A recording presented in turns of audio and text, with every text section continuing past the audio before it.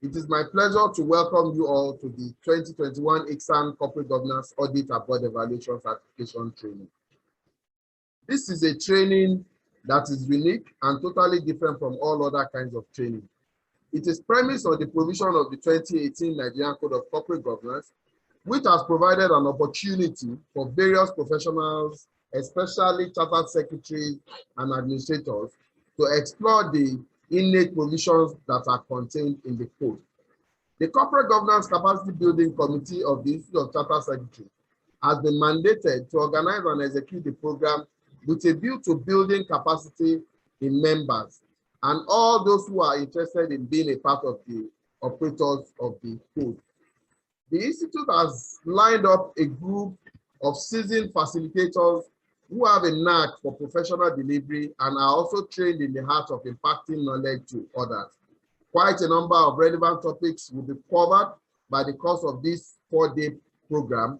At the end of the training, all participants will be certified as trainers and corporate governance, audit, and board evaluation specialists. As the knowledge gained from the insightful and in-depth training will become a tool in the hands of participants. I therefore urge all participants to please pay close attention to the various presentations. We urge us all to make good use of the toolkit that has been prepared for the training, and it is a rich and invaluable resource. This will be made available to you after the training.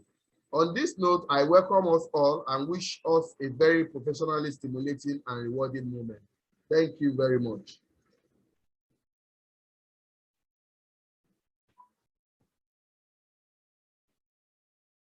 So that said, our first presentation this morning would actually be anchored by me.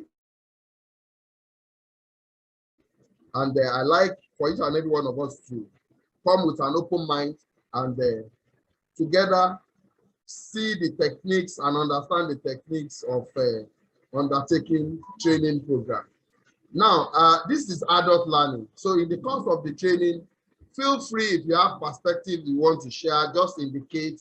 If you have questions you want to share, as much as possible, I like to make the class very interactive. So it's more like a mind-rubbing session for us to learn from one another.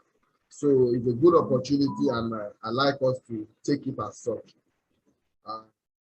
I'll quickly share my slides and then we go on.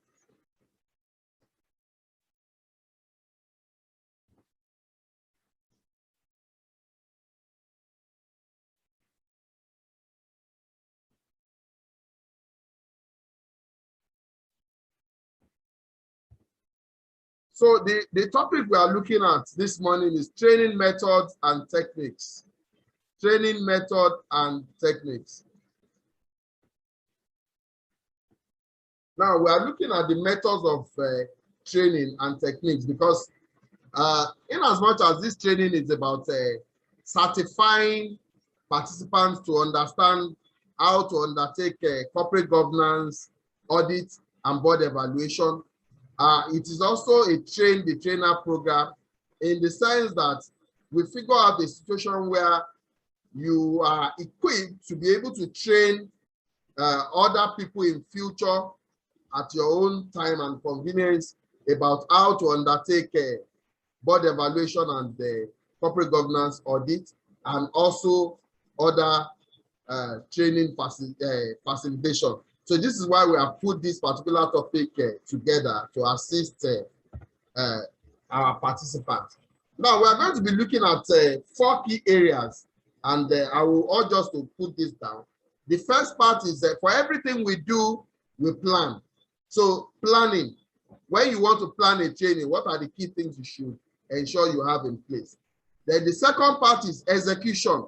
Execution of the training. Even after planning, you proceed to execute.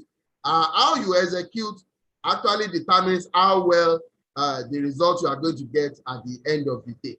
And when you are a professional trainer, you want to ensure that your execution is well laid out, so that in future, if you send proposal, then the organization you are proposing to do training for will be interested in dealing with you. Then the third part is feedback. After planning, after executing your training, you also want to ensure you have a feedback mechanism. Feedback, what does feedback do?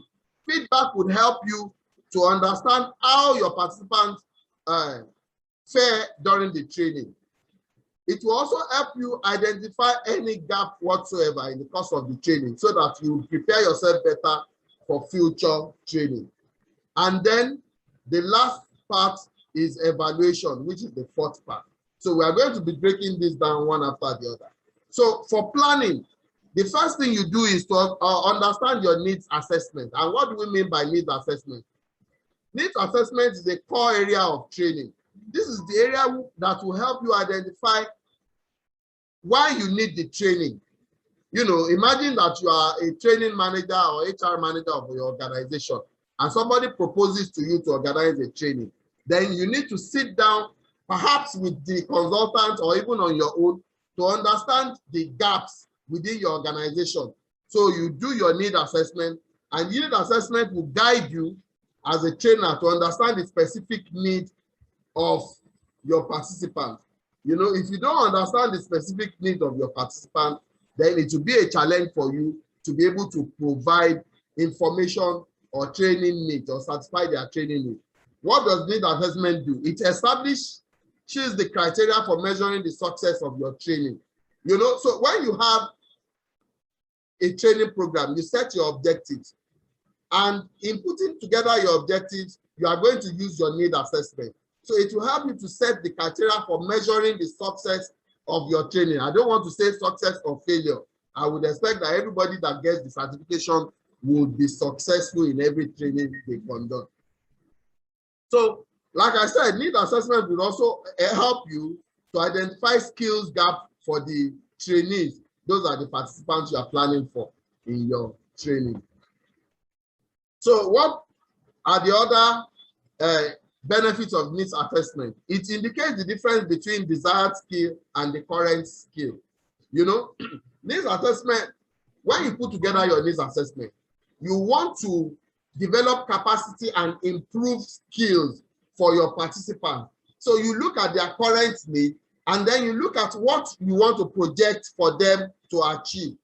And the gap between their current skills and the projection you are making is what needs assessment helps you to fill. It also helps to determine the content and scope of your training. It helps you to also determine the desires of your training outcome. So it provides basis for measurement, and then it also helps you to gain management support. So if you are making a training proposal, for instance, for an organization, you walk it up to them. So you need to first convince the management of that organization that this training is required for the progress and for capacity development of their employees. So in the process of doing the analysis of your needs assessment, you help the organization to buy into what you have to offer. So the next is to look at learning objectives. So learning objectives serves as the strength, starting point, and the basis for the program design and development. Learning objectives are the expected outcomes written from the participant point of view. Now, after identifying the needs of that training program, you want to set out your objectives. So it's important, and that's why you will notice sometimes when you attend a training, the facilitator will ask you, what are your own personal goals or objectives regarding this training? So what that facilitator is trying to do is, after cropping together all the personal objectives of the individuals, he wants to ensure that those goals and objectives are met, you know, at the end of the training. So in the course of doing an evaluation of that training, you certify that those goals have been met. And perhaps if those goals are met, if there is one problem or the other that you observe, then you'll be able to plan better in the future or provide additional information to help you fill the gap. So that said, we have looked at needs, the planning section of every training. Now let us go to execution. Regarding execution, I'm going to take us into types of learning. We have basically two types of learning. One is called andragogical, and the other is called pedagogical model of learning. What is andragogical model of learning? It is basically adult leading learning, while pedagogical is children leading learning. And what do I mean by that? Pedagogical models allow the trainer to lead the learning process. I mean, in Nigeria, this is what we do mostly, especially in our educational institution. It's more of children learning. The trainer comes, doesn't really give the children the opportunity to ask questions so much. He delivers, and at the end of the day, he sets questions and then they write exams and pass. But that is not the kind of learning we should be doing as trainers, especially for professionals. We should do more of andragogical learning, which is adult leading learning. And what is adult leading learning? Point made, adults are experienced people, professionals who have belonged to various vocations and they are experts in their own various areas. So expectedly, there are certain things they already know. Some of the things you even want to teach them, some of them probably even know it better than you. But the point I'm making is that for adult learning, you allow them to express themselves. There are different people coming from different professional backgrounds, different background entirely. And if you don't give them the opportunity to express themselves, then the learning might be monotonous or they may be uninterested in the learning, and then you will lose focus, and then you are not able to achieve what you are set to achieve. So when we say andragogical learning is adult-led learning, it imbibes practical and realistic learning experience to aid job functions for the participants. It inspires immediate real-world application and problem-solving learning experience. What happens to adults is that each time you teach them anything whatsoever, they're able to relate it to their own personal life or to their own professional life. You know, for instance, today, I'm leading this learning. As we go on, I'm sure that there will be opportunities for one or two persons to come up and ask questions or express their views or share their views regarding their past experience on their job and how it will help them to improve. So what adult learning does is it actually enhances better learning process. The person leading the learning doesn't necessarily have to be the only one who is an animal of knowledge. No. The person leading the learning, as I am doing this morning, by the time we begin to rub minds and talk, I would also be learning from each and every one of us. So let us now look at what motivates adult learning. One, self-esteem. Yes, some adults want to learn because they want to build their self-esteem. They want the situation where their colleagues are talking. They want to be relevant. They also have one or two things to chip in. So another one is desire for recognition. You know, yes, some people may want to gain education, develop themselves, and have skills because they want recognition. Then some adults actually have innate love for learning. You know, like I say to people, the day you stop learning is as good as being dead. What we knew 10 years ago is not what we know today. And I bet it that quite a number of us were not very familiar with social media. But today, we've all improved ourselves. Even what COVID has done to us, if nothing at all, I mean, it's sad that COVID has taken lives. But COVID has brought the reality of online to us. It has brought the reality of doing things without actually being physically there. The training we are doing today, for instance, I would almost say is COVID-induced. What we were used to before in the institute was to organize trainings physically. But now the world, as they say, is a global village. Even if you are abroad, you can join this training if you so wish. So those are part of the opportunities that COVID has brought to us. So adult learning is also an opportunity for self-actualization. Adults want to actualize themselves, assert themselves at workplace assert themselves as professional and, you know, take ownership of whatever expertise they claim to have, you know. So in the process of trying to do that, adults would like to develop themselves and gain some more skills and knowledge. So those are part of the motivations for adult learning. Adults also get motivated to learn for the purpose of getting better quality of life. Sometimes adults have natural curiosity for knowledge and they want to develop themselves. Knowledge brings great confidence. I can tell you that for free. When you are sure of what you want to say, it builds your confidence. So you are not jittery about anything. You might go for interview at any point in time. As long as you have the knowledge, you are able to deliver. So those are the things that actually motivate adult learning. And the last one I say is fulfillment. I mean, people get fulfillment from personal development. Some of you that are here today, you are not learning, you are not doing this personal development because you want to earn more money. Sometimes it's because you just want to get fulfillment. You want to assure yourself that you have the skills and you have what it takes to be able to deliver. So having said that about learning style, I will look now at learning style assessment. Learning style assessment. You know, for adults, we have different things that interest us. Sometimes it could be visual, you know, sometimes it could be print, sometimes it could be oral as we are talking, sometimes it's interactive section. So if you don't understand your participants and to know what would interest them, then you might not be really getting your desired, achieving your desired objective. So sometimes you use videos, slides, or pictures that captivate adults. Otherwise, they might be distracted. If you are doing too much of talking, some people will get tuned off.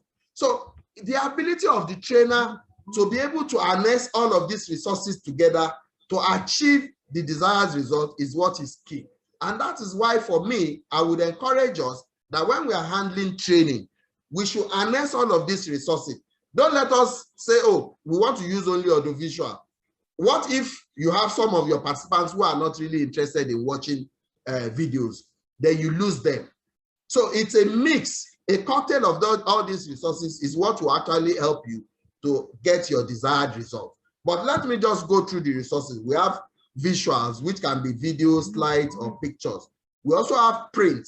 You can print materials and share materials to your participant.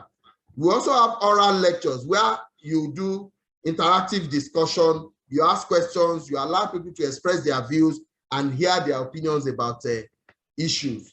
And then there's also this part of learning, which is hands-on. You know, when you work with objectives, when you have set out your objectives and you actually hack them out. You know, these days you find learning where, for instance, when we do fast track program in the Institute of Chartered Secretaries, we do hands-on experience learning. And what do I call hands-on experience learning? We set up a board and we do role play. We allow people to actually act out what they are being taught. And when you act it out for adults, it gets more interesting and they get very excited. So it stimulates them and it carries them on for longer. And in the process, they are also learning.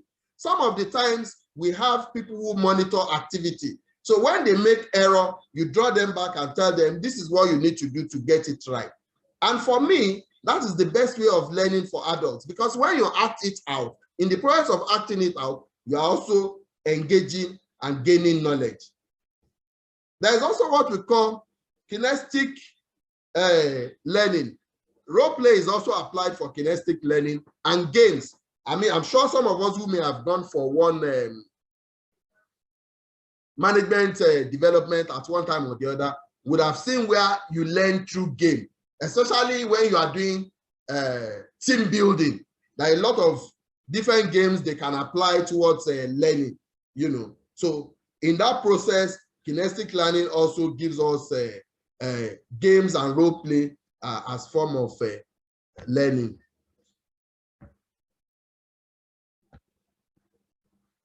So let us now look at factors that may affect learning. First is environmental factors. You know, I don't know if this applies to a lot of people, but for me, it applies to me. And I would, at this point, when I express my views about it, I would like to hear other people's view. When your environment is not right, learning becomes very difficult. Let me give you an instance. If you are in a room where there is no air condition, the room is hot, how much can you comprehend? For me, it's going to be little. So environmental factors, that's just one out of several other things that can come under environmental factors. Physical factors can also affect learning. You know, what you are seeing physically, how it resonates with you will definitely have effect on you because you are a psychological being.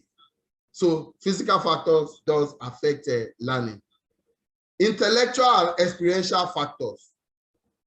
I don't know how best to explain this, but I don't want to send the wrong signals.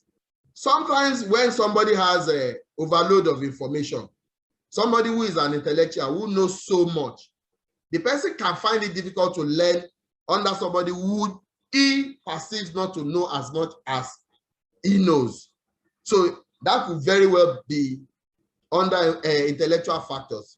When you have information overload, when you know too much, you find it difficult to learn from other people.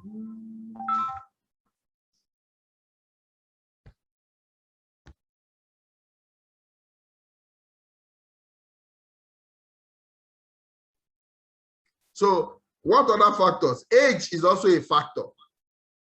And when we talk about age, if somebody is too old, I mean, there is no limit to learning, that's the truth. But sometimes age can be a factor. If somebody is like 70-something years old and you bring him into a class where you have much younger people, the person might tune off. Age could even set in on other notes. There could be memory loss. There could be fatigue. So those are all the kind of situations that may arise under age. So as a trainer, when you are facilitating a training or planning to facilitate a training, these are all the factors you should actually put into consideration. How does it affect the learning? How does it affect you achieving your objective? Then I talked about information overload, and that's cognitive overload. When somebody thinks he knows too much, it becomes very challenging for such person to subject himself to learning. So these are factors that we need to consider. Then sociological factors, emotional factors.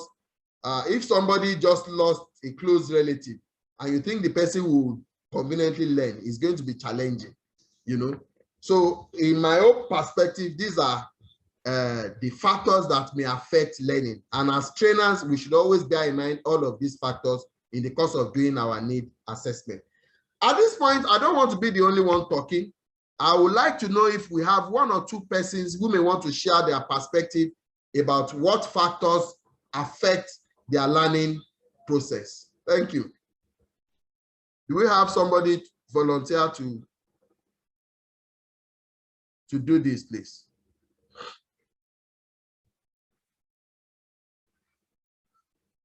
Are we together? I'm not hearing anybody's voice.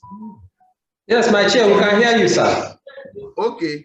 So I am asking that if somebody can volunteer to share their perspective about factors that may affect learning from their own personal experience.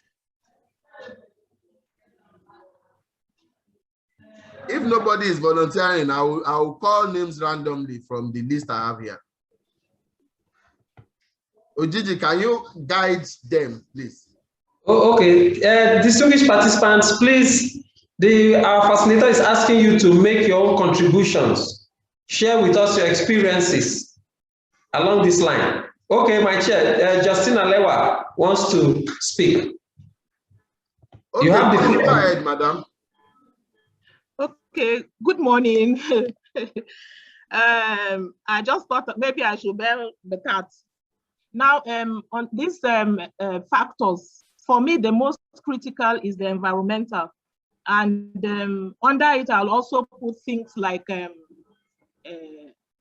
if we're in a classroom, or even if not in the classroom, like we're using Zoom now, if your connection is not good, and you kept saying to us, can we hear you, and all of that, all because you want to be sure that the connection is good. So if we're frustrated, we will not learn much if your internet is not good enough or it keeps breaking off.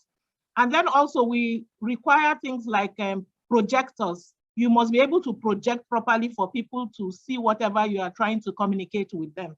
So that will also affect if some cannot see well, or you can't hear properly, or you keep breaking off. And like you said, emotional factors is quite challenging as well. It's not only in the case of where you lose a loved one. If you have too many things going on, for instance, you have a baby and you don't have anybody who is there to actually look after your baby for you to attend this training, your attention will be divided. You won't learn much because you are more with that child than with the training. You don't want anything to affect your child. So I think that through all of this should be taken into consideration, and both the trainer and the trainee should try to put things together to the best of their ability and be ready to learn so that they can get the most out of that training. Thank you. Mrs. Justina Lewa, thank you very much. As always, very intellectual. You know what I feel like doing right now? I think you should just take over the class and continue. Well, let it not be that I know too much. Like you said. You know the beauty of what we are doing here. Can I make my contribution? Please go ahead, sir. Go ahead, sir. Okay. Good morning, distinguished participants. Good morning. I agree completely with all the factors you have mentioned. They are quite genuine, there's no doubt about that. But I also want to add that the ability of the trainer himself is very important. For instance, if you have someone who is conducting a training and he finds it difficult to communicate his ideas, it will affect the learning completely. So even when you are doing your training analysis, the needs analysis, or you're planning to do a program like this, you have to do your best to also make sure that the person that will conduct the training has the ability to train properly. Because if you can't do proper training, people might not understand you, and that will affect learning. So that is very important in addition to all the factors you have mentioned. Thank you.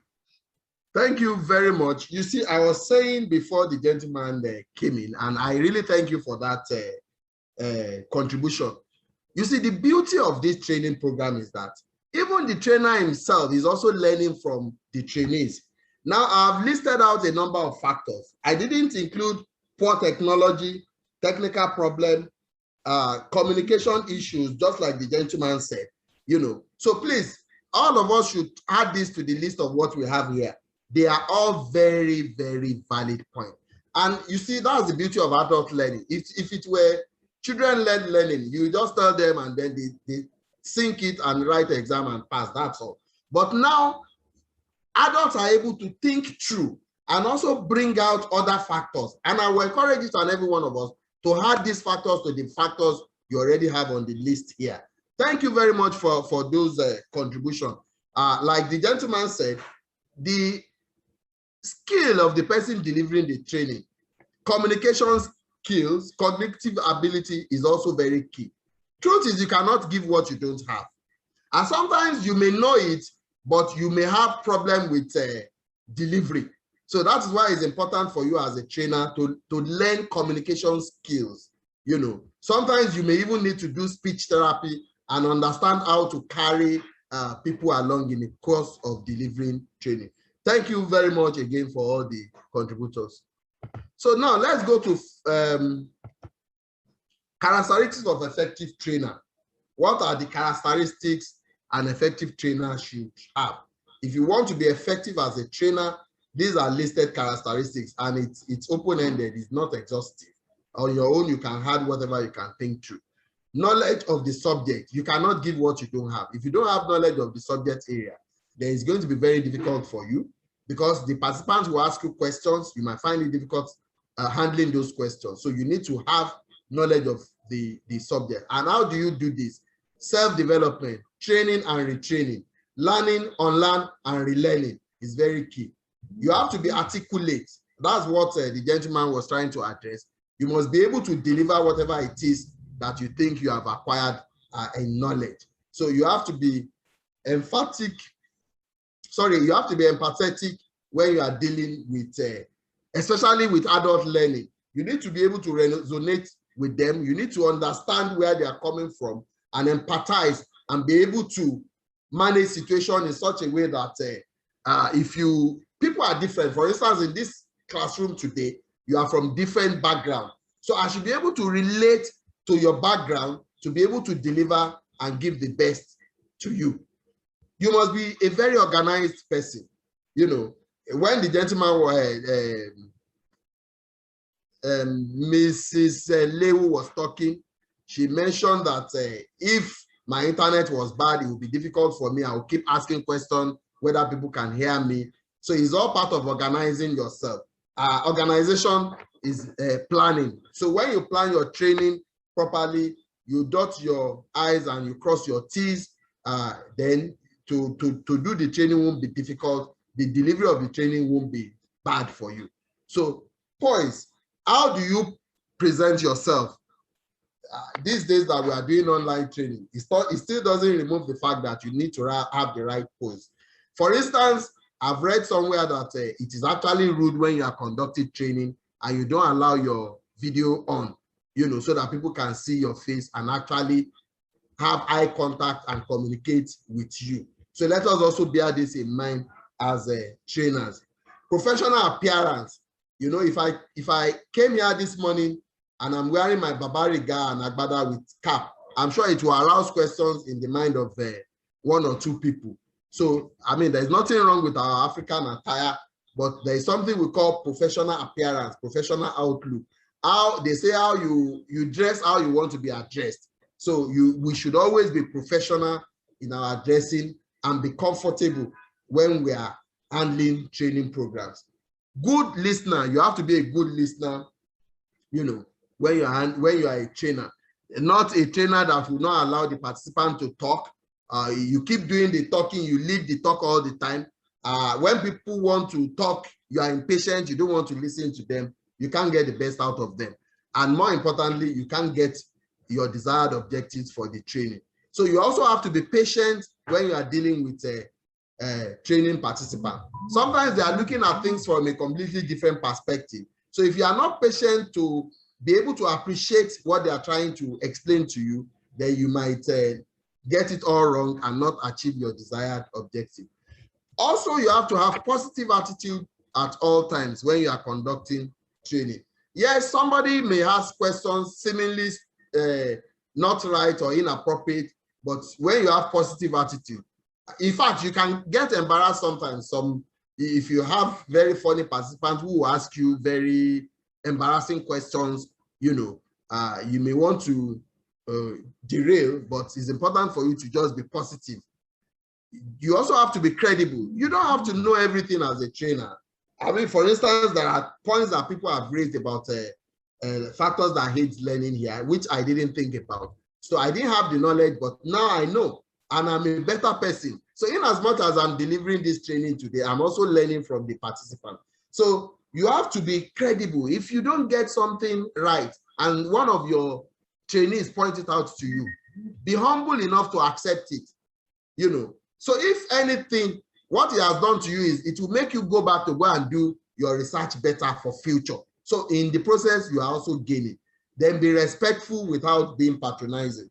Respect everybody, you know. Respect their religion, respect their background. It's nice to crack jokes, but don't crack jokes that will affect their sensibility. Don't come into a class and begin to say Igbo people or Hausa people. It might affect one or two people's sensibility. So we have to be circumspect and be careful what we say and ensure that we respect our training participant. You should also be emotionally stable as an effective trainer. Don't allow your emotions. You don't know what has happened to me in my home this morning, but I will not bring it into this class because I have committed myself to handling this training. So I shouldn't allow my emotions to derail the process of the training. I shouldn't allow my emotion to disturb my delivery. So we should also learn to be able to manage ourselves and be mature in the way we deal with issues so that we don't affect our personal emotions to affect our delivery. Then we should also be participant-centered. Our focus is to deliver a training and ensure that the participants are making the best out of the training. So everything we think positively should be about the participant. How can my participant get the best out of this training? So be objective at all times when you are organizing training, and be confident. You can't take away confidence from anything you do, even in negotiation, in business negotiation, come what may. You have to be confident when you're organizing your training. If you miss something and you get it wrong, be humble enough to admit it, but admit it confidently. Don't be jittery about it. And that leads us to being honest and being open about our training delivery. So we also have other characteristics laid out here: ability to relate at all levels, be a coach and a counselor, have sense of humor. I said that earlier, but in doing your humor, make sure you are not offending anybody's sensibility. Be adaptable to varieties of methods of teaching, because you have different kinds of people in your class. So if you focus on only one particular method of teaching, other people might tune up. But if you have a cocktail of various methods, it actually helps them to stimulate them and they get them interested in the training program. Be warm, be approachable. People should be able to contact you, be nice to people, so that if they have issues, even outside the training, they can always approach you and ask you questions. Be tactful, have good voice quality. If I came here today and I'm using my bedroom voice, people will not hear me. People will keep on saying, we can't hear you, can you speak louder? In the process, you are taking too much time and you are distracting the class. So let your voice quality be very good and be enthusiastic about what you are doing. Of course, innovation, be very innovative. Bring new things, new ideas that would actually stimulate the class for learning. Ability to also relate content to participants' situations. People have different reasons for being part of this training today. We can only project, and our projection is that some of you want to become trainers. Some of you want to be able to conduct board evaluation or corporate governance audit. So it is our responsibility to ensure that we relate to individual participants. Yes, you may say, I have not talked to you individually to be able to know your background. But truth is that in the course of inviting you for this program, the Institute has actually done some projection which will highlight your background, and they have shared it with each and every facilitator. And that will help the facilitator to put the training program together, to put their slides together and ensure that they are actually relating with the content they have received from the Institute. So now let's go to feedback. Feedback is the third section. And what do I mean by feedback mechanism? Question and answer. This is where you ask question and answer, and how you handle questions does matter.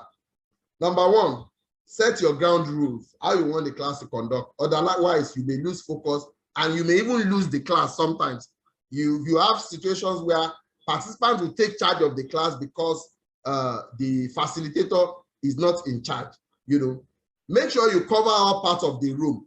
So, for instance, if you are doing a physical training and you have about 40 participants in the class, don't be focused on only one section of the room. You can do it at random. Go to the front, to the back, middle, side, left, and right. Make sure you cover, even if you are not able to listen to everybody in the room because of time, make sure you cover all the sections of the room so that no section of the room is left out. Don't bluff. Don't boast with your knowledge. Truth is that you are not an animal of knowledge. Even some of the people you are training perhaps know it better.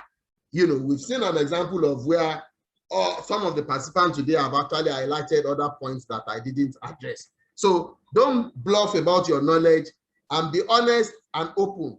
If people ask you questions and you don't have answer to the question, don't pretend. Let them know you don't have answer to the question.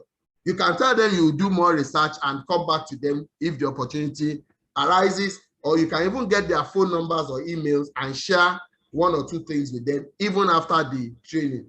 Be circumspect about what you say. Do not say things that will hold you out as prejudicing a section or a person in the class. So we need to be circumspect. We cannot overemphasize that word circumspect.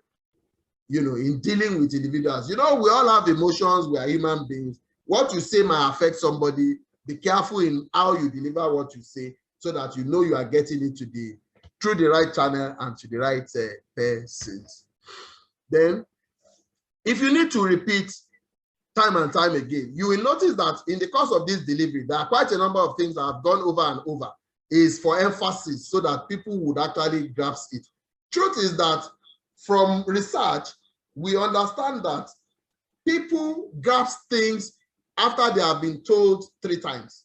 When you are told the first time, you don't pay attention. If somebody asks you 30 minutes later, you may not even remember. But most people, it is after the 3rd time they actually grasp. So this is why it is important for you as a trainer that in the course of your training, repeat. You can have your slide, read out your slide, explain. In the course of your explanation, the things you've read in your slide, you are still repeating. So tell people to give example. In the course of sharing examples, you will find yourself still repeating some of the things you had picked up or mentioned in the slide. So these are all for emphasis sake, so that the average human being would have listened 3 times to be able to grasp. Then maintain eye contact with your participant where possible. Sometimes when you are undertaking training of this nature online, you may not be able to fully maintain eye contact, but we encourage you maintain eye contact where possible. Respect your participants, of course, without being patronizing. Respond to individual concerns. If anybody raises a concern, take for instance, we are 40 in this class, about 40, and every other person is listening, and somebody says, look, I don't understand, can you go over it again? Have respect for that concern and respond to it positively. If time permits you, go over it again. If time doesn't permit you, tell the person that you will make yourself available probably after the class to let the person understand better. But where possible, always go back and re-emphasize for understanding purposes. Now, the last bit of it, which we are going to draw the curtain on this note, is the evaluation of your training. And I'm going to deal with this by asking questions. At what point do we evaluate? I expect okay, before I do that, let me just do the slide before that. What is the purpose of evaluation? 1, to determine whether the training achieved its objectives. 2, to assess the value of the training. 3, to identify areas of the training that needs improvement. 4, to determine appropriate audience adherence for further training. 5, to renew and reinforce key training parts for the participants. And 6, to assist the trainers to evaluate areas of improvement. So I take it that we all understand the purpose of evaluation. Like I said, you know, you want to be sure that you have achieved the objectives of the training.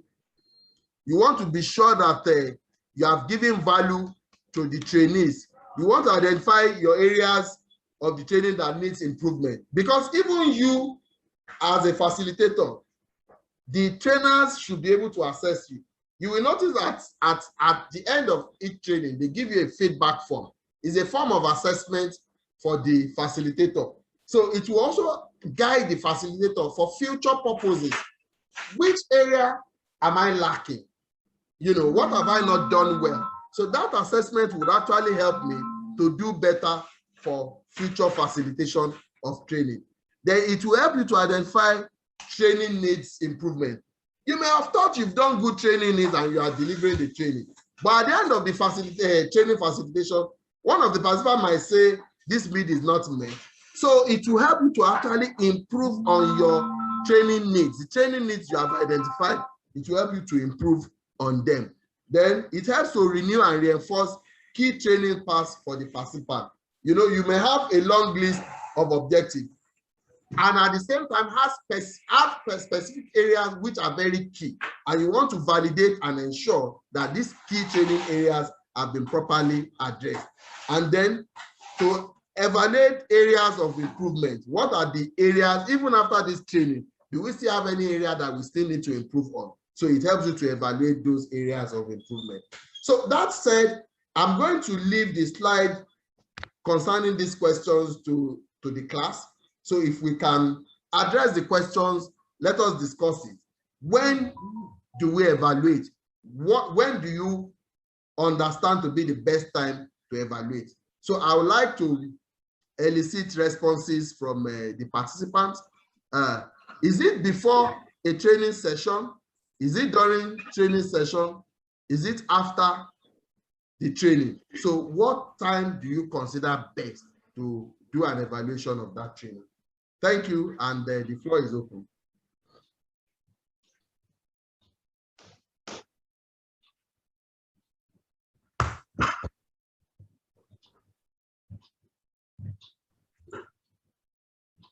Ajibola Daud, please go ahead.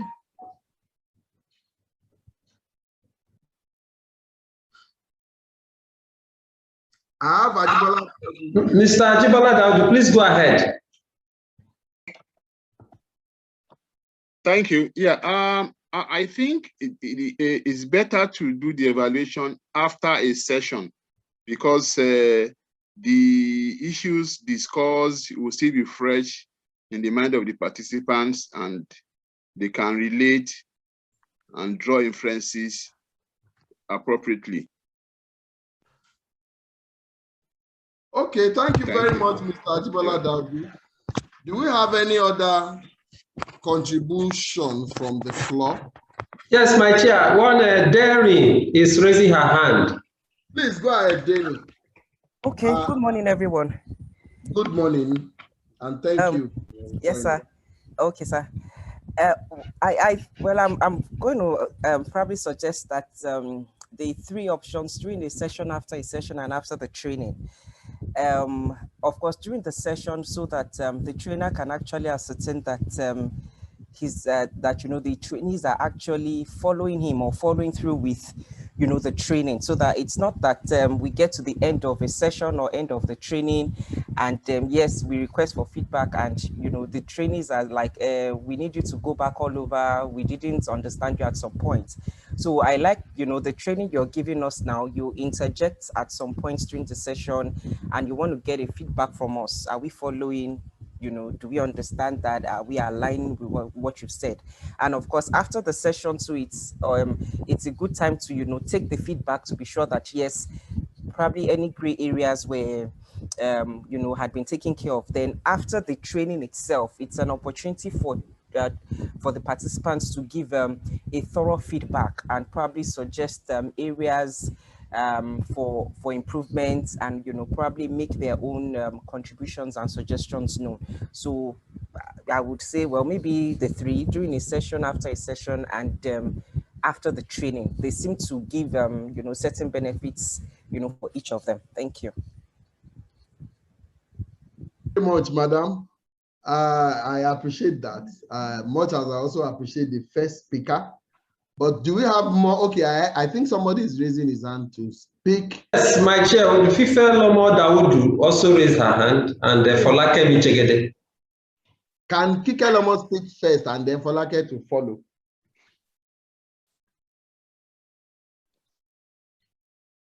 Fife Lomo Dawudu, please, you have the floor.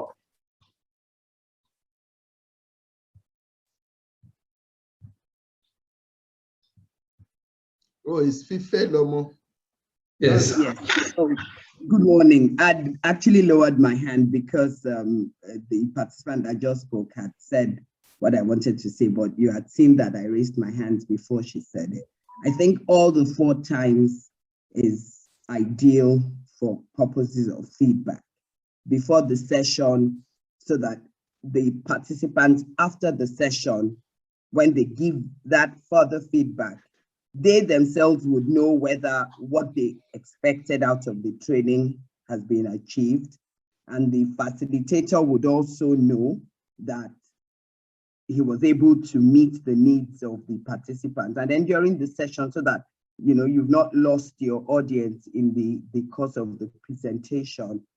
And ultimately, after the training, to see that the training objectives have been met. So that's my contribution. And for purposes of like a virtual, so that you can maintain the eye contact and see that your audience with you, maybe it would be a good thing to ask your participants to put on their videos, because when our videos are not on, we can be doing other things and you're just talking and we're not fully engaged in the training. Fifelomo, you hit it in the head. You are absolutely correct. There is no such time that is the best time to do evaluation. Evaluation cuts across from the beginning till the end. If you remember when we're talking about needs assessment, it's a form of evaluation. You want to be sure that what you are trying to put together will meet the needs of the people you are projecting to train. So it's an evaluation. Now, she explained it. I will just, for emphasis sake, repeat it. In the course of the training, I kept on asking, do you understand this? Can you ask questions? It's a form of, I was evaluating the class. I wanted to be sure it's not as if people tuned up because they are not interested. I wanted to be sure people are understanding what we were delivering. So it's a form of evaluation, and that's an evaluation during the session. Now, evaluation after the session. After you have finished delivery, you ask people to give their perspective. In the course of their delivery to you, you are also measuring to be sure that they grasped and understood what you taught, And after the entire training session, you give the training participant the opportunity to also evaluate the facilitator by giving them feedback form. And at the end of the day, the training participant, after receiving, for us as participants, when we finish our training, we receive reports from the institute. When we review this report, it actually helps us to evaluate ourselves. I had been at a training program where I was scored low in time management. And since then, I got that consciousness that I need to ask how much time I have. And when I'm exceeding my time, I need to understand how to quickly wrap things up. You may not even be able to take everything you have prepared yourself to take. But again, that is also an evaluation issue. If you prepare yourself for a 2-hour training, don't load too much. You can paraphrase things, you can put things, and that's why a lot of training organizations now, when we go to facilitate, they will give you guidelines. They will tell you don't do more than 20 slides or at the most 25 slides, so that you are able to cover given the available time. And then you can encourage your participants to go after the training to do whatever form of research, or you make your contacts available to them so that if they want further or in-depth explanation, then you can offer it to them. So on that note, I'll be drawing the curtain on this session to allow the next facilitator to come in. I want to thank you all for your participation, especially for the people who contributed, and for the people who didn't contribute, who also took time to listen to me. Thank you very much. Thank you very much, dear Chairman and facilitator for this morning session of this program. Thank you very much for your presentation and also the interaction with the participants. So our dear participants, we've all listened to our speaker. We've also interacted, made contributions. So at this point, if you have questions, observations, comments, please, this is the time for us to take them. So if you have any question, please indicate. We shall go to the chat box right away to check if we have any question there. FK.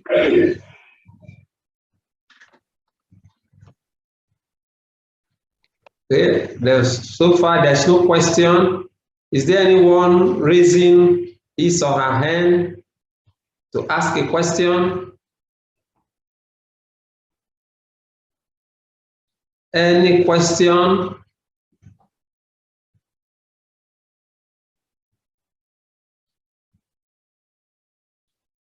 Any comments?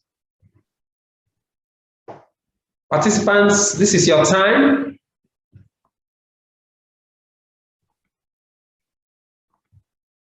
Participants, at least please make comments so that I'll be sure that we're all on the same page. So it's my evaluation time, please. If you don't have questions, all well and good, but please make comments. Participants, please make your comments, observations.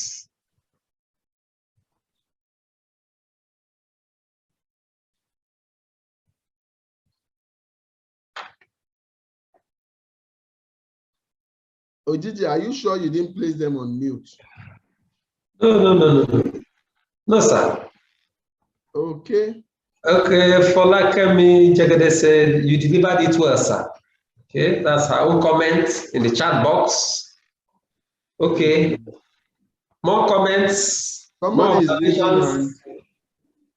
Somebody, I see two people raising hand.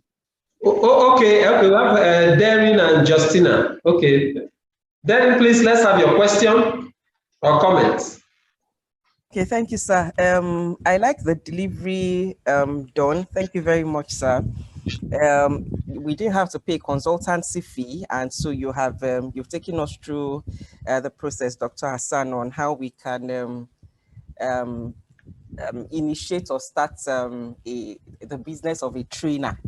And you know, I like the portion where you did tell us that we'll be successful at the training. That was quite encouraging. You decided not to use the word if the training succeeds or fails. You did say no one is going to fail here. And you know, when we go on to do our training sessions, that we're going to be successful. So I like the encouragement you've given us up front, and the fact that you've actually been able to bring into perspective how we'll, you know, commence training sessions for persons that are interested. Thank you very much, sir. Thank you. Thank you very much. We have to be positive at all times when we conduct training. Don't discourage the people we are training. Thank you. Okay, Madam Justina Lewa. Okay, please, you have the floor. Okay. Please go ahead. All right. Yeah, thank you. Mr. Hassan, in fact, you were very articulate. You broke it down in a very simple manner. And I learned two big words from you: andragogical and pedagogical. Pedagogical.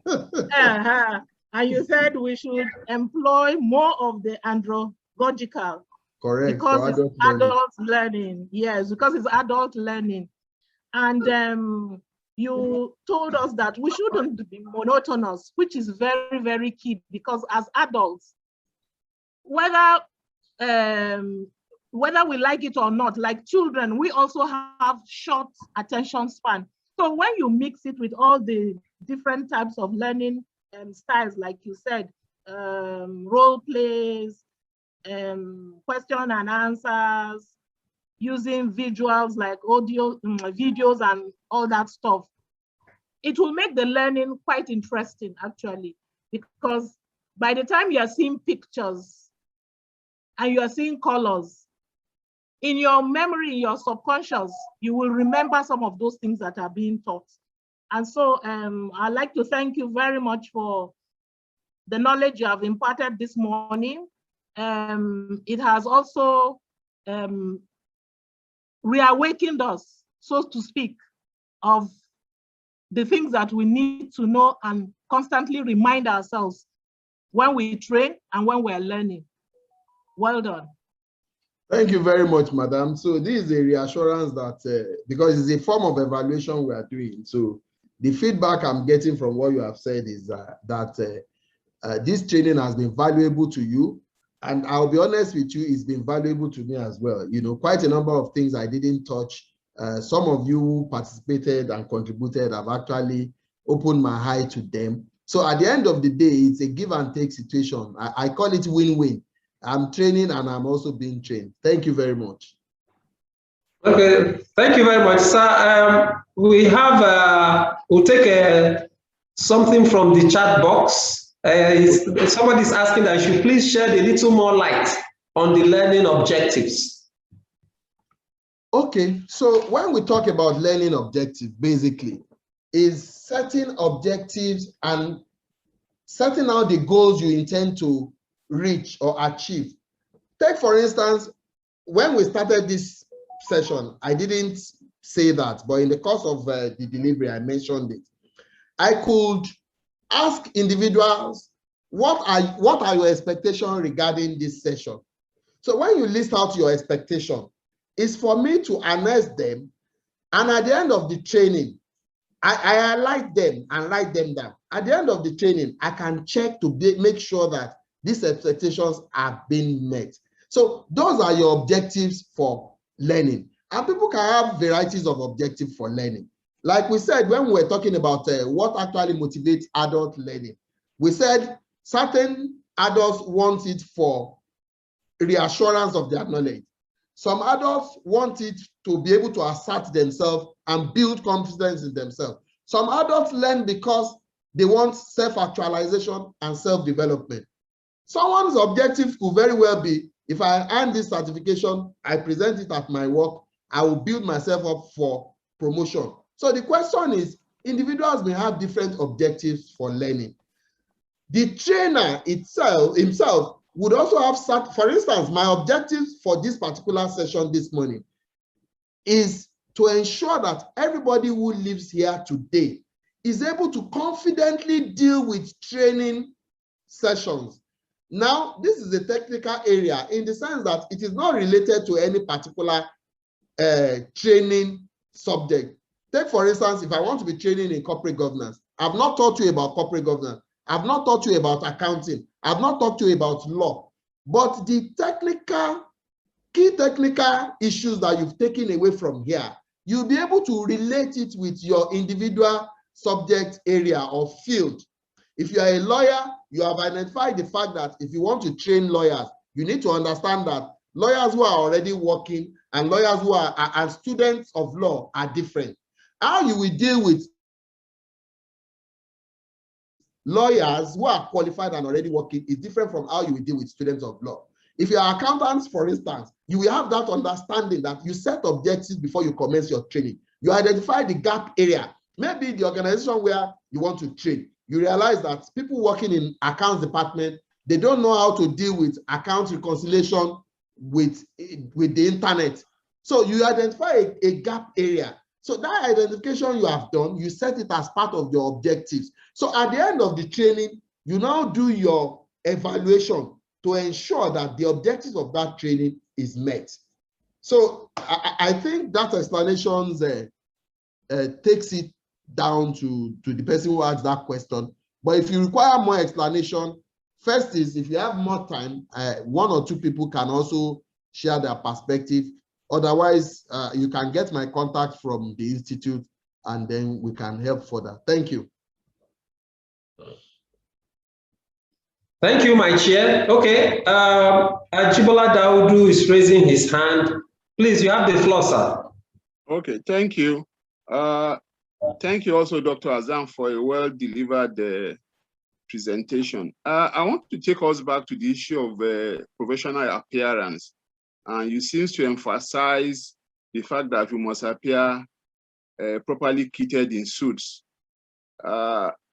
I have a different opinion because some of us, having worked in the formal sector for about 30 years, we've made it a point of duty of not wearing suits. And does it mean that if you don't wear suit to a presentation you are making, you will be scored low? But I can give an instance. The VP, for God knows how long, has not appeared in formal suits at official function, but you still find him smartly dressed in his buba and chokoto, and I think a lot of people are actually taking after that.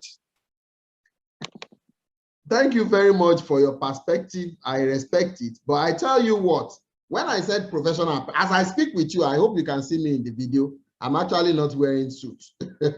But truth is, I thought to myself, today is Monday. Secondly, I'm going to be appearing before a group of professionals on a Monday morning.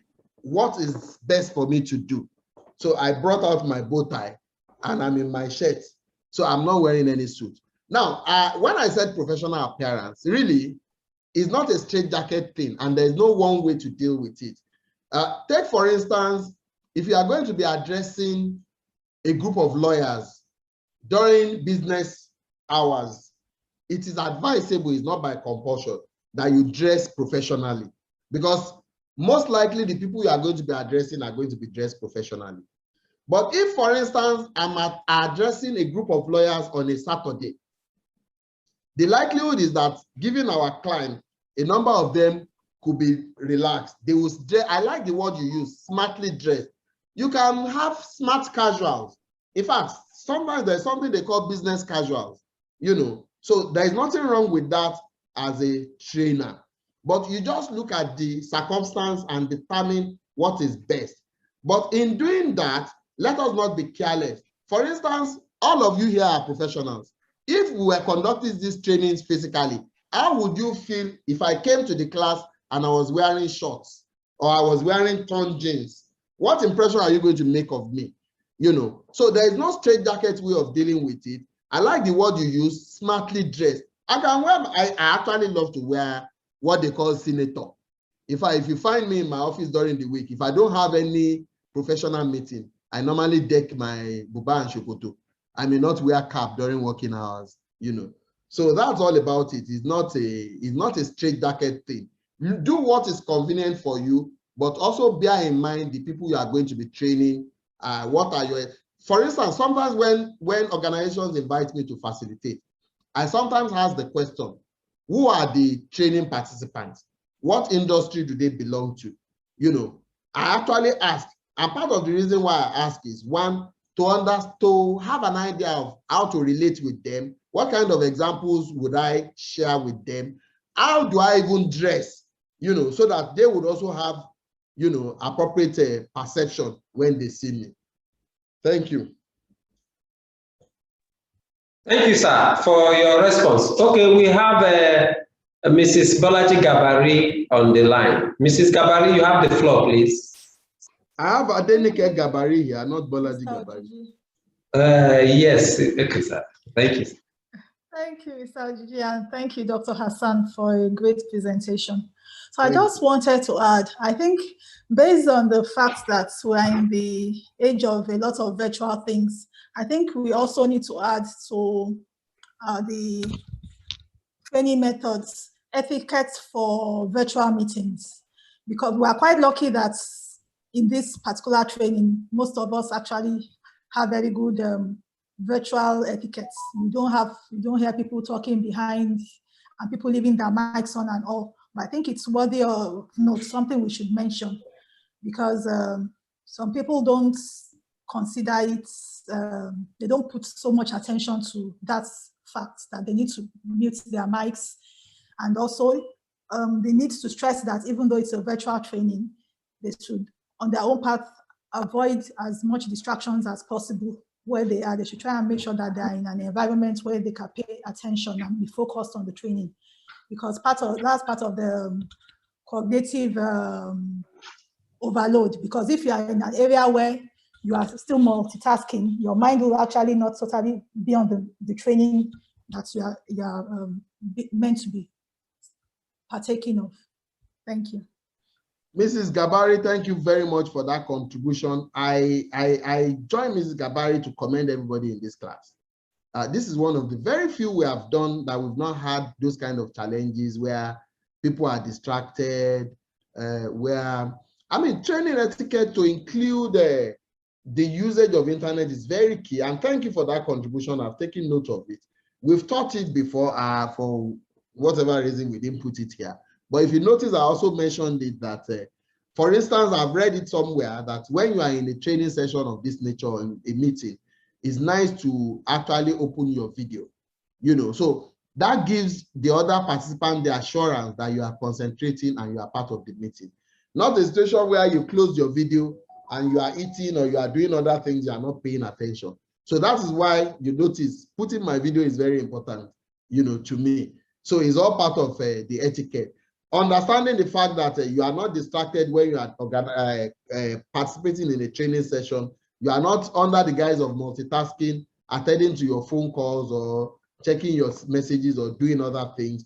You are distracting yourself and you're also distracting the class because the other people will be wondering what you are doing. Some people might even be watching you without paying attention to what they are being taught. So I agree with you absolutely. We've taken note of that for the future. Thank you. Okay, thank you, sir. Just before we take the next question, we would like to take the comment in the chat box from Justina Lewa, and she says, to add to the learning style, we could add case studies, stroke scenarios, and simulations. Thank you. Correct, correct. Thank you very much for that contribution, Ms. Lewa. Okay. Okay. If we have more questions, let's quickly take them. Otherwise, we may have to draw the curtain so that we don't exceed our time. I think, Ojiji, how much time do we have? Let's we still have like 20 minutes more, sir. Oh, fantastic. Great. Yes. Great. Yes. I'm actually loving this session. So okay, so we have keep the questions sir. coming. Yes, Darren, sir. Darren, please, you have the floor, man. Sorry, it looks like I didn't lower my hand. Probably that was it. Oh, okay. Thank you. So sorry. Okay. Okay, thank you. Okay, participants, we still have, the floor is still open for more questions, more contributions. Up. My hand has been up since. Oh, sorry. I apologize for that. Please pay attention to the box so that when people raise their hands, yes. Please go ahead, man. Sorry, we apologize. That's fine. It's okay. I wanted to join everyone in commending Dr. Hassan's presentation. Very factual, very practical, and very credible. One of the characteristics of a good trainer that he taught us, he demonstrated it himself, admitting, oh, I didn't look at that, and very valid point. And then saying positive, even in his presentation, he said, I'm not using failure of training when we become trainers, you know. So the things he had taught us, he had demonstrated it himself, credibility, positivity, and all that. On the comment of dressing though, I want to say also that, yes, you said it's a matter of perspective, but maybe if you were more mindful of the sensitivity of the audience and current trends and, you know, like conversations around dress code, what is corporate. One of the things that was applauded when Okonjo-Iweala became the DG of WTO was that she dumped the traditional suit and wore the blouse and wrapper with the head tie. Correct. Making her mark as corporate dressing. So, you know, like we must be mindful of trends. So corporate dressing in the traditional way that we knew it before, of a shirt and tie and bow tie or skirt suit, whatever, it's changing. And we must, you know, like we must be dynamic.